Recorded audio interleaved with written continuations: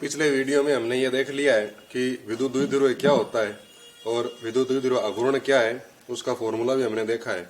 आज का हमारा जो अगला टॉपिक है उसमें हम देखेंगे कि विद्युत द्विध्रुव के अक्ष पर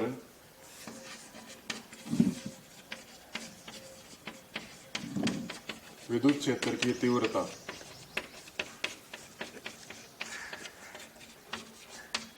ज्ञात करना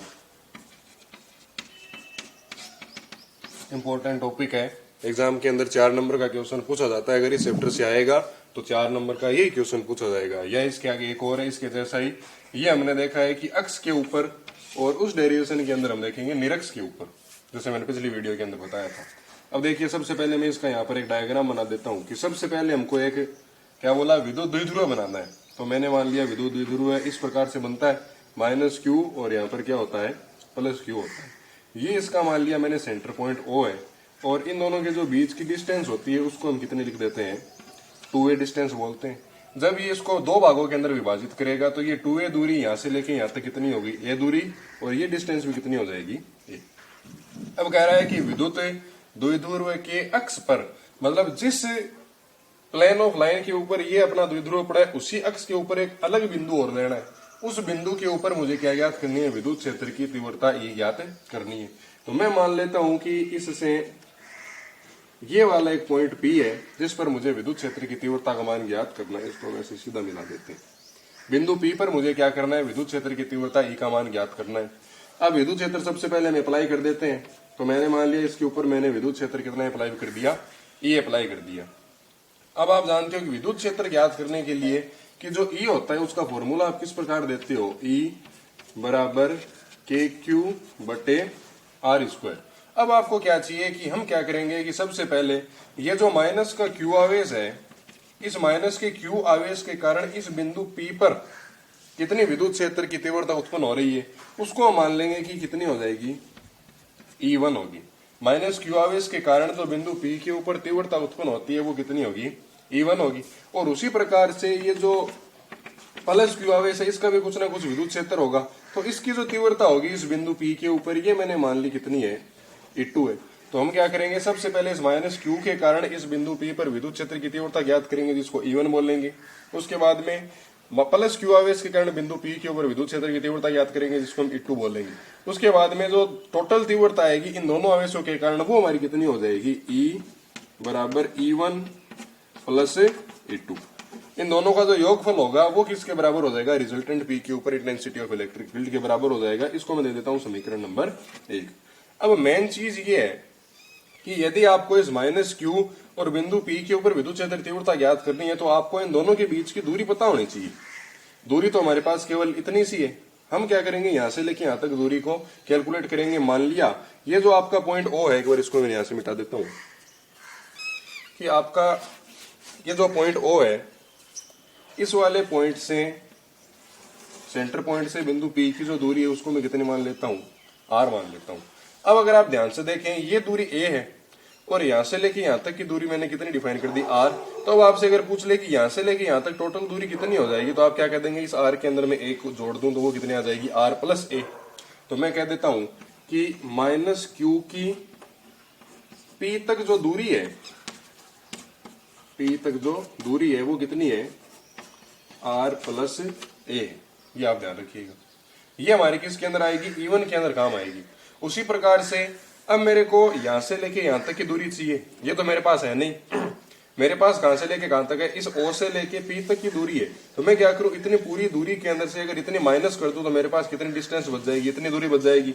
करना क्या पड़ेगा, इस R दूरी के अंदर से A माइनस करना पड़ेगा, तो कितनी दूरी बचेगी अपने पास, इतनी दूरी बचेगी। तो देखिए, प्लस Q से P तक की जो दूरी है वो कितनी हो जाएगी, R के अंदर से मैं क्या कर दूं, माइनस कर दूं A को, तो मेरे पास कितनी डिस्टेंस बच गई, इतनी दूरी बच गई। अब हम यहां से शुरुआत करते हैं कि हमारी जो टोटल इंटेंसिटी है ऑन पॉइंट P वो बराबर कितनी हो जाएगी, E1 प्लस E2। इसको मैंने दे दी इक्वेशन नंबर।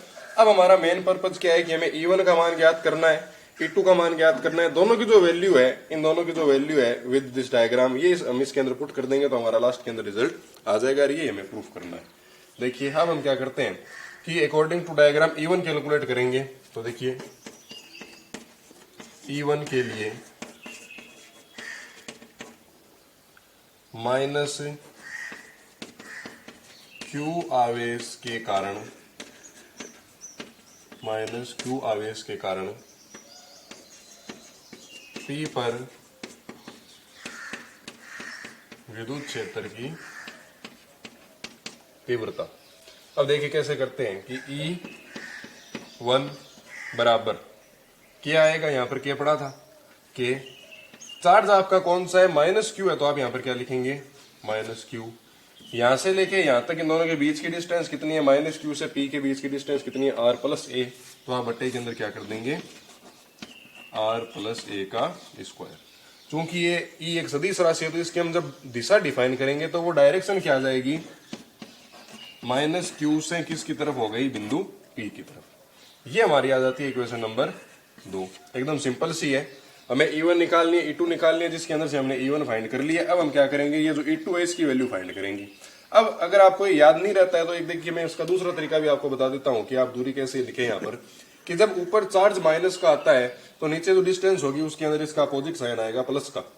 अब सिमिलरली आप कहेंगे कि सर जब यहाँ पर प्लस आएगा अगली बार तो क्या नीचे माइनस आएगा, ऑफकोर्स नीचे माइनस आएगा। देखिए किस प्रकार, इसी प्रकार हम लिख सकते हैं, इसी प्रकार प्लस क्यू के कारण, प्लस क्यू के कारण पी पर तीव्रता E2, E2 को हम किस प्रकार डिफाइन करेंगे, यहां पर देखिए E2 बराबर K का K कांस्टेंट आ गया। अब आपका चार्ज ध्यान दीजिए कौन सा है, प्लस Q है। अब मैंने अभी आपको बताया कि जब ऊपर चार्ज माइनस आता है तो नीचे दूरी कौन सी आती है, R प्लस A आती है। अब ऊपर क्या आ गया अपने पास, प्लस का Q, तो नीचे हम दूरी कौन सी लगा देंगे, बिना चेक किए ही R माइनस A कर देंगे। यहाँ पर R माइनस A का होल स्क्वायर, ये आपकी आ गई इक्वेशन नंबर 3। अगर आप इसको चेक करना चाहें तो यहाँ से चेक भी कर सकते हैं। ये आपकी डिस्टेंस मैंने आपको पहले बता दी कितनी है, R माइनस A। इसकी डायरेक्शन कौन सी हो जाएगी, प्लस Q चार्ज से किसकी तरफ, P की तरफ। अब हमारे पास E1 की वैल्यू भी आ गई है, E2 की वैल्यू भी आ गई है। एक काम बाकी रहा है, इन दोनों की जो वैल्यू है वो किसके अंदर पुट करनी है, EP बराबर E1 प्लस E2 समीकरण 1 के अंदर हम इसको पुट कर देंगे। तो देखिए ये वैल्यू रखने के बाद हमें क्या मिलता है, समीकरण 1 में मान रखने पर वैल्यू पुट कर दीजिए। देखिए EP बराबर ये वाली वैल्यू, इसके अंदर देखिए अगर मैं यहां से कॉमन लेना चाहूं तो इसके अंदर, चलो पहले ये वैल्यू रख देते हैं, ये आपकी हो जाती है K माइनस Q अपॉन के अंदर क्या हो जाएगा, R प्लस A का होल स्क्वायर। ये वाली वैल्यू प्लस KQ बट्टे के अंदर R माइनस A का होल स्क्वायर। अब इसके बाद में हम क्या करेंगे, यहां से कॉमन लेंगे टर्म को, EP बराबर KQ दोनों के अंदर से कॉमन आ रहा है तो ये मैंने KQ यहाँ पर कॉमन ले लिया। यहाँ पर क्या बचेगा, ये पूरी की पूरी टर्म कॉमन आ गई तो यहाँ पर बचा माइनस का 1 बट्टे में क्या रह गया हमारे पास, R प्लस A का होल स्क्वायर प्लस यहाँ पर क्या बचा 1 बट्टे के अंदर क्या रह गया, R माइनस A का होल स्क्वायर। अब यहाँ पर हम लिख देंगे EP बराबर KQ। अब देखिए ये जो टर्म है इनको आप आगे पीछे कर सकते हैं, तो मैं इसको पहले वाली जो प्लस की टर्म है इसको आगे लिख रहा हूं, तो आपके पास ये बचेगा 1 अपॉन R माइनस A का होल स्क्वायर। ये वाला माइनस पीछे गया तो minus 1 upon R plus A का होल स्क्वायर। अब आप क्या कीजिए, इन दोनों का एलसीएम ले लीजिए। तो EP बराबर KQ, इन दोनों का मैंने एलसीएम लिया तो ये दोनों आपस के अंदर क्या हो जाएंगे, मल्टीप्लाई हो जाएंगे। तो R माइनस A का होल स्क्वायर और R प्लस A का होल स्क्वायर, ये वाली टर्म यहाँ पर आ जाएगी। तो ये आपका हो गया R प्लस A का होल स्क्वायर, माइनस का चिन्ह, ये वाली टर्म यहाँ आ जाएगी तो इसको हम लिख देंगे R माइनस A का होल स्क्वायर। एक बार इसको यहाँ से क्लियर कर देते हैं।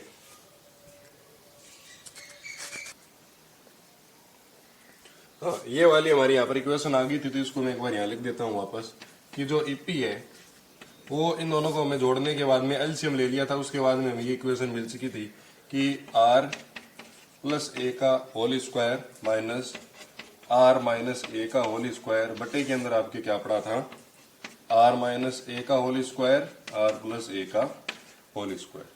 अब देखिए इनको हल करना है थोड़ा सा। यहाँ पर आप क्या लिख देंगे के क्यू, इसका होल स्क्वायर ओपन करेंगे तो R square plus a square plus का 2a आर माइनस का आर स्क्वायर प्लस का ए स्क्वायर माइनस का 2a आर बटे के अंदर आपका क्या आ जाता है, ये a माइनस बी है, ये a प्लस बी है, इन दोनों का होल स्क्वायर है, तो ये आ जाएगा R square minus a square का होल स्क्वायर। ये हो गया के क्यू अपॉन के अंदर आर स्क्वायर प्लस का ए स्क्वायर प्लस का 2a आर माइनस का आर स्क्वायर माइनस का ए स्क्वायर प्लस का 2a आर। इसको हमने आगे सॉल्व कर लिया है और बटे के अंदर आ जाएगा R square minus a square इस पूरे का होल स्क्वायर। अब आप देखिए ये वाली टर्म पॉजिटिव है, ये नेगेटिव आपस के अंदर कट जाएगी, ये वाली पॉजिटिव है, ये नेगेटिव आपस के अंदर कैंसिल आउट होगी। तो नीचे क्या मिला के क्यू, यहाँ पर 2ar और ये 2ar कितने हो जाते हैं आपके 4ar बटे के अंदर क्या रह जाता है आर स्क्वायर माइनस का ए स्क्वायर का होल स्क्वायर। अब हमारा जो डायग्राम था उसके अंदर हमने ये माना था कि जो 2a है 2a हमने क्या लिया था, विद्युत द्विध्रुव की परिभाषा में अल्प लिया था। जब a का 2 गुना ही अल्प है तो a तो क्या होना चाहिए, अति अल्प हो जाना चाहिए, और जो अति अल्प है उसका स्क्वायर तो और भी अति अल्प हो जाएगा। कैसे कि अगर मैं कह दूंगी 0.01 है इसका स्क्वायर कर दो तो आप क्या करोगे, 4 अक्षर बाद में पॉइंट लगेगा ऐसे 0.0001। तो जब 0 पॉइंट इतना छोटा था, सॉरी जब ये छोटा था तो इसके बाद में इसका स्क्वायर तो और ही छोटा हो जाएगा। तो कहने का मतलब क्या है कि जो a है वो टेंड्स टू कितना है 0, इसलिए इसको हम नगण्य मानकर छोड़ देते हैं। तो इसके जो फॉर्मूला नीचे आएगा वो कितना हो जाएगा के क्यू, ये आपका हो गया 4ar और यहाँ पर आर स्क्वायर है, इसको हमने 0 मान लिया तो इसकी पावर कितनी हो जाएगी आर की पावर 4। इस एक आर से ये आर कैंसिल हो गया तो आपका क्या बच गया के क्यू सॉरी 4a अपॉन के अंदर कितना आ जाएगा आर की पावर 3। अब आप जानते हैं कि इस 4 को हम 2 टुकड़े के अंदर डिवाइड कर सकते हैं, कैसे इस प्रकार से के क्यू अपॉन 2 इंटू 2a और बटे के अंदर क्या लिख सकते हैं आर की पावर 3। और हम जानते हैं कि जो विद्युत द्विध्रुव आघूर्ण P था उसकी डेफिनेशन क्या थी, Q इंटू कितना हो जाता था 2a। तो Q तो हमारे पास ये पड़ा और 2a हमारे पास ये पड़ा, तो इन दोनों को आप क्या लिख सकते हैं कंबाइंड रूप के अंदर P लिख सकते हैं। तो आपकी नीचे चीज क्या बच जाएगी, एक 2 ये K और इससे क्या बन गया P बट्टे के अंदर आपका क्या आ जाता है R क्यूब, और इसको हम क्या बोल देंगे E P, या इसी को आप क्या बोल सकते हैं E axial is equal to 2kp बट्टे r की पावर 3। तो ये हमारा डेरिवेशन था जिसके अंदर हमने अक्ष के ऊपर विद्युत क्षेत्र की तीव्रता ज्ञात कर ली है। जिस प्रकार से ये आपका विद्युत द्विध्रुव, इसी के अक्ष के ऊपर विद्युत क्षेत्र की तीव्रता बिंदु P पर हमने कैलकुलेट की। अब क्या होगा अगले डेरिवेशन के अंदर, ये जो P पॉइंट था ये यहाँ से यहाँ पर नहीं होके ये कहाँ चला जाएगा, इस निरक्ष के ऊपर चला जाएगा। तो इसके कारण विद्युत क्षेत्र की तीव्रता ज्ञात करनी होगी। बड़ा ही सरल और इंपॉर्टेंट डेरिवेशन है। नेक्स्ट वीडियो में जरूर देखिए, शेयर करते रहिए, वीडियो को देखकर नोट्स बनाते रहिए। धन्यवाद।